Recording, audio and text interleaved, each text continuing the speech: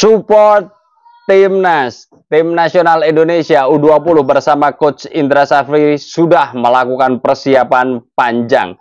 Jika sebelumnya beberapa kali turnamen diikuti ya, dan Indra Safri mengatakan ini adalah target antara, maka target utamanya jelas adalah Piala Asia U20 dan potensi menuju Piala Dunia U20. Sekarang saatnya Tim Nasional Indonesia U20 dan Coach Indra Safri membuktikan kepada publik bahwa Tim Nasional Indonesia U20 layak melangkah ke babak final Piala Asia U20. Bersama dengan 47 negara yang mengikuti proses kualifikasi ini terbagi ke dalam 10 grup, dan juara grup otomatis lolos, kemudian dicari 6 runner-up terbaik, sehingga nanti kontestan di Piala Asia U20 sebanyak 16 negara. Semoga saja apa yang akan menjadi cita-cita kita bersama, harapan fans Tim Nasional Indonesia garis keras untuk bisa melihat, menyaksikan Tim Nasional Indonesia tampil di Piala Asia U20 menjadi kenyataan. Ujian pertama bagi Coach Indra Safri akan terlaksana pada 25 September 2024, tepatnya pukul 19.30 waktu Indonesia Barat. Ya, Tim Nasional Indonesia akan bertanding melawan Maladewa.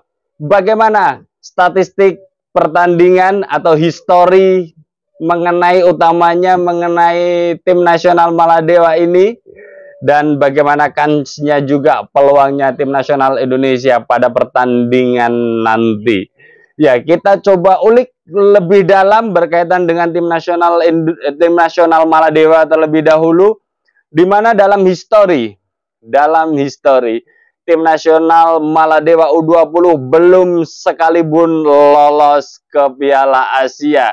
Jadi dengan melihat histori ini, dan tidak ada persiapan khusus bagi Tim Nasional Maladewa, tidak seperti Tim Nasional Indonesia dengan segala macam gegap gempita dan keseriusannya untuk mengelola Tim Nasional Indonesia, baik U17, U20, U23, bahkan Tim Nasional Indonesia senior yang terus gegerkan jagat raya dunia sepak bola. Kita sering melihat akhir-akhir ini banyak sekali negara Indonesia sering disebutkan oleh komentator manakala ada pemain Indonesia yang bertanding di klubnya masing-masing. Seperti Jay Itzes ketika bertanding bersama dengan Venezia, ya, maka komentatornya itu menyebutkan Jay Itzes from Indonesia. Begitu juga Kelvin Verdong, Tom Haye, dan yang terbaru adalah Miss Hilger, komentator televisi internasional tersebut. Dia sering sekali menyuarakan tentang Indonesia. Ini adalah sebuah atmosfer yang baik tentu saja bagi Tim Nasional Indonesia. Ada banyak sekali yang mendukung, ya, dan sekarang saatnya Coach Indra Safri melakukan pembuktian terhadap Tim Nasional Indonesia U20. Sekali lagi, Tim Nasional Maladewa belum pernah lolos sekalipun, dan kalau kita lihat statistik dari Tim Nasional Maladewa senior pun berada di ranking 163 dan market value-nya hanya 30,8 miliar. Jadi dengan melihat statistik ini dan tidak ada persiapan yang khusus berkaitan dengan Tim Nasional Maladewa dalam upayanya untuk bisa lolos ke Piala Asia U20, saya pikir ini adalah sesuatu yang biasa-biasa saja. Sementara Tim Nasional Indonesia, kita ketahui bersama, dalam persiapannya panjang, melakukan TC di luar negeri, pernah ke Italia bersama dengan Como, ya, di training campnya Como, terus mengikuti Toulon Cup, mengikuti AFF, dan yang terbaru adalah mengikuti mini turnamen di Korea, yang kemudian salah satu pembuktiannya adalah mengalahkan Tim Nasional Argentina. Jadi melihat persiapan tersebut, saya pikir peluang kans Tim Nasional Indonesia untuk bisa memenangkan pertandingan pada esok hari sangatlah besar. optimis tim nasional Indonesia mampu mengambil poin sempurna. 3 poin tentu saja kita harapkan akan didapatkan tim nasional Indonesia U20 bersama Coach Indra Safri. Terus kemudian kalau kita lihat materi pemain, menarik.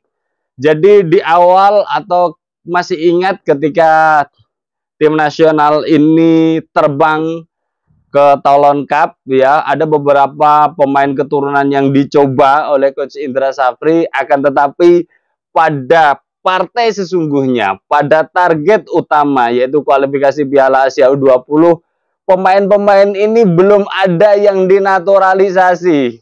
Menarik, belum ada yang diikat menjadi WNI tentu saja, dan Indra Safri nampaknya percaya diri dengan skuad yang ada, ya. Padahal di tim ini juga sebenarnya minus 2 pemain, ada Arhan Kakak yang kemudian tidak dipanggil, ya, karena ini hanya membawa 23 pemain. Terus kemudian yang menjadi agak mengagetkan tentu saja seorang Welder Jardim, ya, Welber Jardim yang di dalam histori bersama tim nasional Indonesia, baik tim nasional Indonesia U17 maupun tim nasional Indonesia U20, bermain tampil sangat baik sekali di posisi gelandang bertahan dalam pengaturan ritme dan sebagainya. Kita tidak tahu alasan spesifik kenapa seorang Welber Jardim tidak bersama tim nasional Indonesia. Bisa jadi karena ini adalah bukan turnamen resmi FIFA dan kemudian klub berhak untuk tidak mengizinkan pemainnya untuk dipanggil bersama tim nasional Indonesia. Tapi apapun itu, Welber Jardim adalah tetap aset tim nasional Indonesia yang nanti pastinya jika lolos, ya, jika lolos maka Welber Jardim harusnya diikut sertakan dalam Piala Asia U20 2025. Kalau kita lihat daftar pemain yang dipanggil Coach Indra Safri, di belakang ada Fitrah, Tovani, Ikram di posisi penjaga gawang ini. Terus kemudian di posisi back ada Zaki, Iqbal, Kadek Arel, Buffon, dan Mesal. Terus kemudian di posisi wingback kanan kiri ada Doni, Alex, Mufli, Rizar. Terus kemudian di gelandang tengah atau posisi pemain tengah menuju depan ada Mauri, Aditya, Tony, Vigo, Fandi. Terus kemudian gelandang serang ada Mufdi, Afrizal, Marcel, Arliansah, dan strikernya seorang Coach Indra Safri membawa 2 pemain, Jens Raven dan Ragil. Dari melihat daftar susunan pemain yang dipanggil oleh Coach Indra Safri ini, ya saya pikir tim nasional Indonesia bersama PSSI sudah barang tentu telah mengukur kualitas lawan-lawannya, sehingga dengan memanggil pemain-pemain ini rasa optimisme nampaknya terlihat jelas. Percaya diri tanpa pemain keturunan yang rumornya 2 bulan 3 bulan yang lalu akan segera dinaturalisasi. Hanya Jens Raven yang benar-benar dinaturalisasi, ya, seperti Max Dion, ya. Terus kemudian pemain-pemain yang lain, Mauro Zilstra, terus Tim Gaypen, dan nama-nama lain yang kemarin sempat mencuat dan dicoba di Toulon Cup, akhirnya sampai detik ini belum dipanggil. Dengan melihat persiapan tim nasional Indonesia U20 bersama Coach Indra Safri, maka pada pertandingan pertama nanti harusnya bisa memetik poin sempurna. Bahkan di dalam benak saya dengan segala macam pengamatan historical, ya, baik di Toulon Cup, di AFF, terus kemudian di turnamen mini Korea, tim nasional Indonesia harusnya bisa memetik kemenangan lebih dari 2 gol.